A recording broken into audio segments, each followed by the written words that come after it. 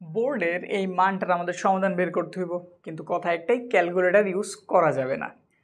তো এই রকম ক্যালকুলেটর ছাড়া ইন্টারেস্টিং ম্যাথগুলি যদি সমাধান পাইতে চাও রেগুলারলি, তাহলে চ্যানেলটা সাবস্ক্রাইব করে নিতে পারো। আমরা কাজ শুরু করি যে এটার মান আসলে 4টা থেকে কোনটা। এটা দ্বারা ভাগ করতে হইব, তো ভাগ করে দিই। 6.75 ভাগ 6.25।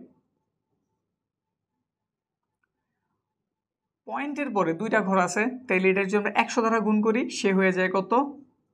675।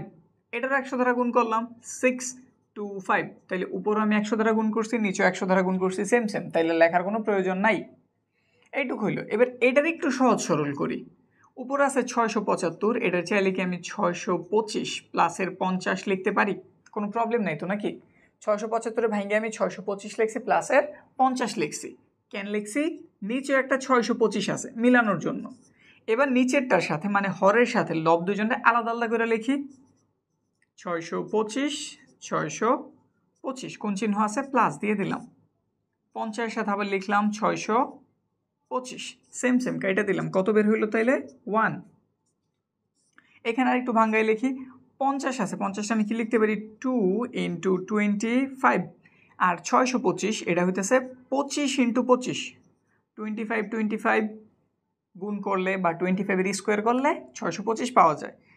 এটা কাইটা দেই, তাহলে কত পাওয়া গেল? 1 প্লাসের এখানটাতে 2, নিচে 25। একটু ইজি করি, ইন্টু দিলাম, আমি উপরও একটা 4 গুণ করলাম, নিচেও একটা 4 গুণ করলাম। তাইলে ঘটনাটা কি ঘটে আসলে? 1-এর মতো 1 প্লাস 25 আর 4 গুণ হইল, কত হইল? 4 25 আমরা জানি 100। 4 দোকানে কত হইল? 8। 1 যেহেতু ক্যালকুলেটর ইউজ করা যাবে না, এই জন্য আমরা চাইতেছি একটু ইজি ভাবে করতে। 8-এর তুমি যদি 100 দ্বারা ভাগ করো, কত পাইবা? 0.08। 1-এর সাথে যদি যোগ করা হয় তাহলে কত? 1.08। আমাদের অ্যান্সার হয়ে গেছে। তাহলে কত নাম্বার? এইখান থেকে সি নাম্বার।